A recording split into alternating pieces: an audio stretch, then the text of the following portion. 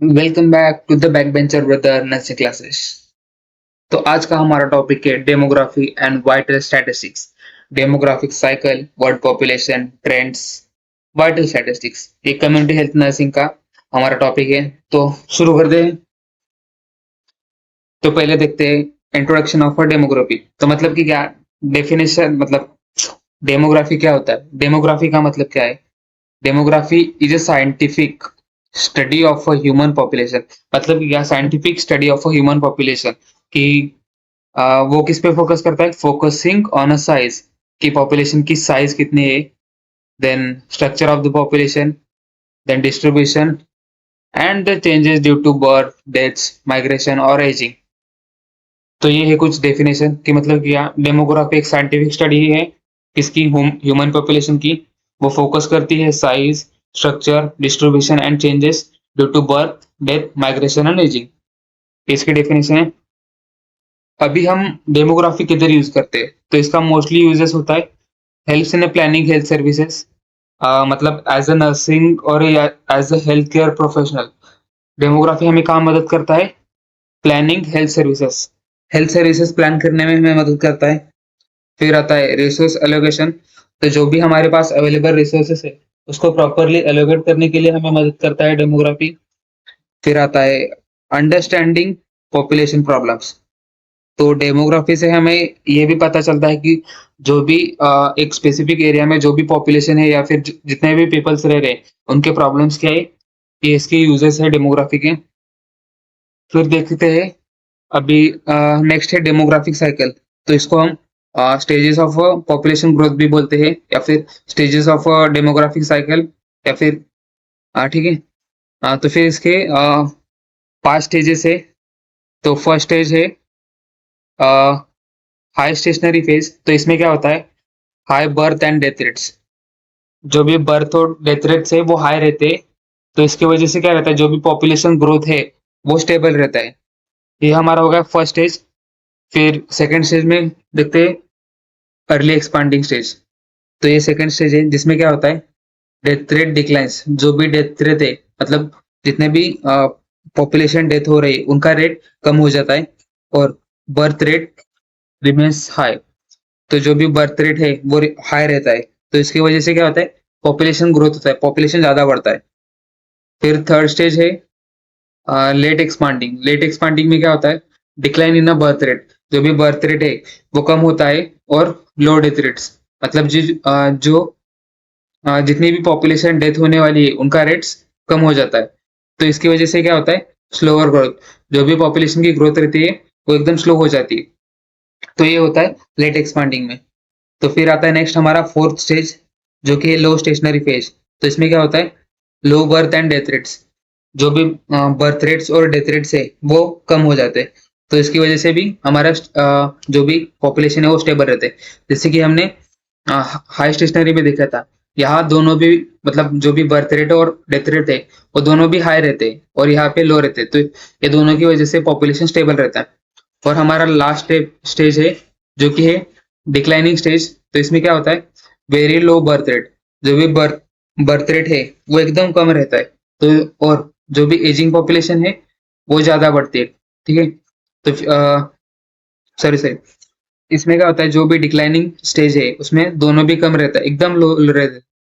इसमें क्या very low रहता है बर्थ रेट, और जो भी एजिंग पॉपुलेशन है, मतलब जितने भी मतलब अबाउ 60 बोल सकते हैं हम, तो उनकी पॉपुलेशन वेरी लो रहती है, तो इसकी वजह से क्या होता है, पॉपुलेशन डिक्लाइन। ठीक है। तो ये है हमारे 5 stages. First stages high stationary phase, second early expanding, third late expanding, fourth low stationary declining stage. ये हमारे 5 स्टेजेस। तो अभी पॉपुलेशन ट्रेंड्स इन वर्ल्ड। तो हमारा करंट एस्टिमेशन क्या है 2025 का, ऑलमोस्ट मतलब अप्रोक्सीमेटली 8.1 बिलियन पीपल पूरे वर्ल्ड में है। ठीक है। और जो भी टॉप पॉपुलेटेड कंट्रीज है, तो इनमें 3 कंट्रीज मतलब मैंने लिस्ट किए हैं। फर्स्ट है चाइना। ठीक है। आपको इन तीनों कंट्री का जो भी पॉपुलेशन है वो कमेंट में बताना है। फिर आता है हमारा इंडिया जो सेकंड नंबर पे है, और थर्ड नंबर पे है यूएसए। फिर ट्रेंड्स, अभी ट्रेंड्स में क्या चल रहा है वर्ल्ड वाइडली। तो फर्स्ट है developing countries show high growth rate, जो भी डेवलपिंग कंट्रीज है वो हाई ग्रोथ रेट मतलब वो कंट्रीज में हाई ग्रोथ रेट है। फिर डेवलप कंट्रीज फेस डिक्लाइनिंग और एजिंग पॉपुलेशंस, मतलब कि जो भी डेवलपिंग कंट्री मतलब सॉरी डेवलप जो भी डेवलप कंट्रीज है उनमें क्या हो रहा है, डिक्लाइनिंग, जो हमने लास्ट वाला स्टेज देखा था डेमोग्राफिक साइकिल में, तो वो हो रहा है और एजिंग पॉपुलेशन ज्यादा है। फिर urbanization is increasing rapidly. Urbanization मतलब कि क्या, जो भी मेट्रोपॉलिटन सिटीज है या फिर जो भी बड़े बड़े सिटीज है उनका निर्माण हो रहा है या फिर वो बढ़ रहे हैं। ठीक है, अभी हमें चिंता की क्या मतलब, जो भी हमारा कंसर्न है कि मतलब अगर पॉपुलेशन ज्यादा बढ़ा तो क्या प्रॉब्लम हो सकते हैं, तो उसमें आता है फिर पहला आता है ओवर पॉपुलेशन। ओवर पॉपुलेशन को हम ऐसे समझ सकते हैं कि फॉर एग्जांपल हमारा इंडिया एक 1 BHK का फ्लैट है, तो उसमें ज्यादा से ज्यादा 7 से 8 या फिर 10 लोग रह सकते हैं। तो ओवर पॉपुलेशन में क्या होता है कि 20-25 जो कि कैपेसिटी नहीं है वो एरिया की, तो तो ये होता है ओवर पॉपुलेशन में। फिर आता है एनवायरमेंटल डिग्रेडेशन, जो भी हमारा एनवायरमेंट है उसको हम डिग्रेड करते हैं, मतलब कि क्या, उसको हम हानि पहुंचाते हैं। जैसे कि पॉपुलेशन बढ़ गया तो हम उसको एक्सपांड करेंगे, जो भी मतलब जंगल वगैरह है वहां से ट्रीज कट डाउन करेंगे, वहां इंफ्रास्ट्रक्चर बिल्ड करेंगे, तो ये होता है एनवायरमेंटल डिग्रेडेशन। फिर आता है food and water scarcity. Food and water scarcity मतलब कि क्या, जो भी हमारे इसेंशियल नीड्स है जैसे कि फूड एंड वाटर, तो इसकी हमें कमतरता महसूस होगी, तो जो भी फूड एंड वाटर है उसके रेट्स बढ़ते रहेंगे या फिर हाई रहेंगे। फिर आता है फोर्थ, जो कि है हमारा वाइटल स्टैटिस्टिक्स। वाइटल स्टैटिस्टिक्स क्या है, vital statistic refers to the systematically collected data on vital events, मतलब कि क्या, वाइटल इवेंट्स कौन से रहते हैं, birth, death, marriage, divorce and migration. तो ये कुछ वाइटल इवेंट्स है, तो हम इसमें क्या करते हैं, सिस्टमैटिकली डाटा कलेक्ट करते हैं, तो उसको हम बोलते हैं वाइटल स्टैटिस्टिक्स। फिर इसके की इंडिकेटर्स क्या है, तो ये कुछ की इंडिकेटर्स है, उसका डिस्क्रिप्शन है और सिग्निफिकेंस है, तो मैं एक एक एक्सप्लेन कर रहा हूँ। पहले आता है crude birth rate. Crude birth rate मतलब कि क्या, लाइव बर्थ पर 1000 पॉपुलेशन इन अ ईयर। तो ये क्या इंडिकेट करता है, इंडिकेट्स पॉपुलेशन ग्रोथ पोटेंशियल। ठीक, मतलब समझो। फिर आता है crude death rate. Death rate पर 1000 population in a year reflects general mortality. फिर आता है infant mortality rate. Death of infants under 1 year of a year पर 1000 live birth measures health services for infants. मतलब कि क्या, हम इन्फेंट मोर्टेलिटी रेट से क्या हमें पता चलता है कि हमारे जो भी मतलब हेल्थ सर्विसेज है, हम जो भी हेल्थ सर्विसेज प्रोवाइड कर रहे हैं उनका मतलब वो कितने इफेक्टिवली वर्क कर रहे हैं, इससे हमें पता चलता है इन्फेंट मोर्टेलिटी रेट से। फिर आता है neonatal mortality rate.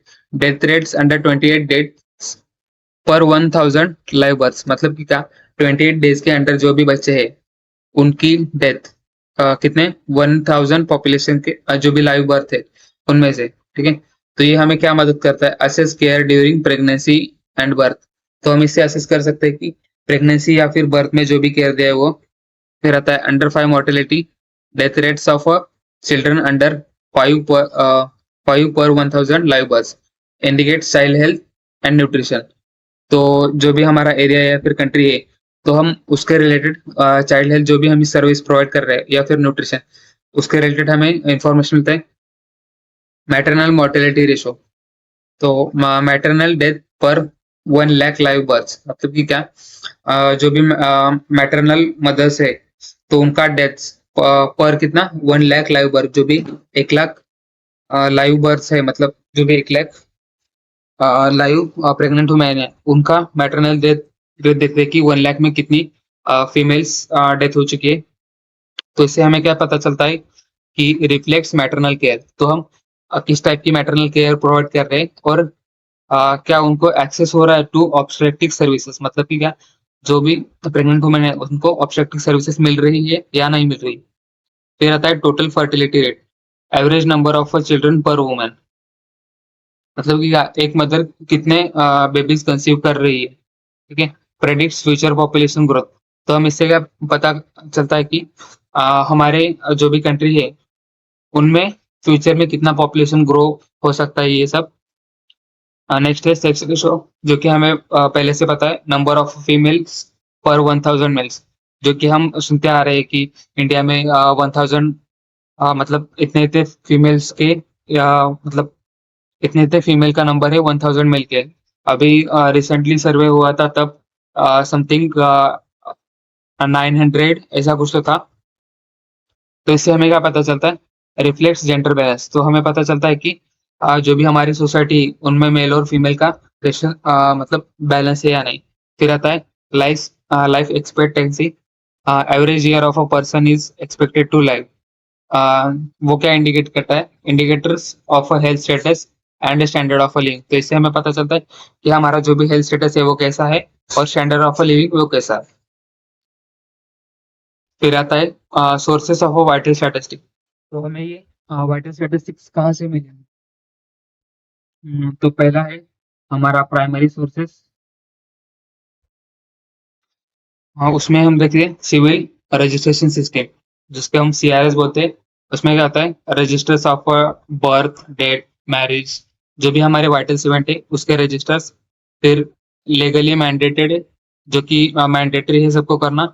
Coverage still improving, जो कि हमारे इंडिया में अभी प्रॉपरली ये जो सिविल रजिस्ट्रेशन सिस्टम है ये अभी तक प्रॉपरली डेवलप नहीं हुआ है। वो हम अभी भी इम्प्रूव करने में लगे पड़े हैं। फिर सेकंड सोर्स है सैंपल रजिस्ट्रेशन सिस्टम, मतलब कि क्या, conducted by registered general of India. ये रजिस्टर्ड जनरल ऑफ इंडिया से कंडक्ट होता है। तो इससे हमें क्या पता चलता है, provide reliable estimation of birth rate, death rates, जो भी हमने वाइटल इवेंट देखे थे उसके बारे में पता चलता है। फिर आता है नेशनल सेंसस, जो कि हम एवरी 10 ईयर में हम कंडक्ट करता है जो भी हमारा कंट्री है वो। फिर आता है कॉम्प्रिहेंसिव डेमोग्राफिक डाटा, जिससे मतलब जो भी हमारा डेमोग्राफिक डाटा रहता है उसमें हमें क्या पता चलता है, एज, सेक्स, एजुकेशन और ऑक्यूपेशन। इसकी वजह से हम मतलब ये हमें नेशनल सेंसस में मिलता है। फिर आता है नेशनल फैमिली हेल्थ सर्वे, जो कि NFHS से भी आपको शॉर्ट फॉर्म में आ सकता है।